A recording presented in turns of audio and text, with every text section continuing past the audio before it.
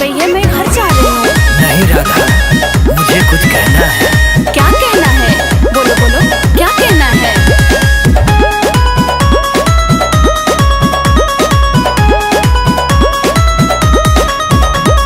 कल मेरे घर राधे गोकुल में आना, माखन का केक मेरे हाथों से खाना। मैं कैसे आऊँगी? हाँ हाँ, कल मेरे घर राधे गोकुल में आना, माखन का केक मेरे हाथों से खाना। पूछेंगे कौन है ये लड़के जो भैया, कहोगे क्या मेरे किशन कन्हैया, कहोगे क्या मेरे प्यारे कन्हैया, कहोगे क्या मेरे किशन कन्हैया, कहोगे क्या मेरे प्यारे कन्हैया।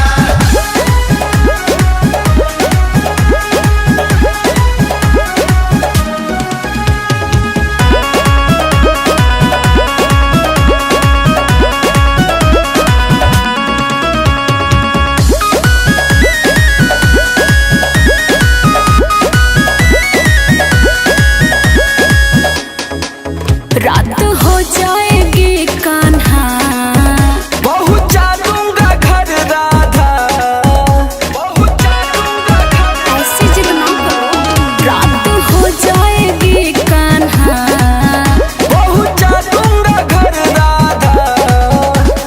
देख लेंगे बरसाने में तुमको भैया, कहोगे क्या मेरे किशन कन्हैया, कहोगे क्या मेरे प्यारे कन्हैया, कहोगे क्या मेरे किशन कन्हैया, कहोगे क्या मेरे प्यारे कन्हैया।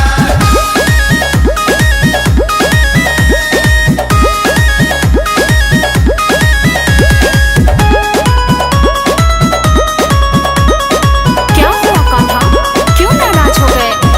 बर्थडे हम ना मनाएंगे, सॉरी कान्हा हम आएंगे, सॉरी कान्हा हम, तो यही पहले बोलना चाहिए ना। बर्थडे हम ना मनाएंगे, सॉरी कान्हा हम आएंगे, बाल बाल सबसे लगा देंगे लैया, कहोगे क्या मेरे किशन कन्हैया,